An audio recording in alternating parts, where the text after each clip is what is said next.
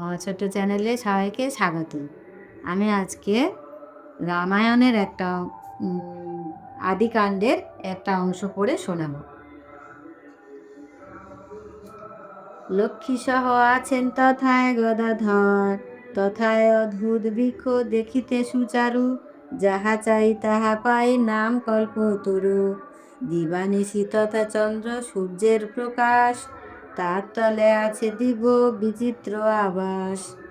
এর মানে হলো লক্ষ্মী সহ আছেন তথায় গদাধর। লক্ষ্মী আর নারায়ণ বসে আছেন তথায় অদ্ভুত বৃক্ষ দেখিতে সুচারু, যাহা চাই তাহা পাই নাম কল্পতরু।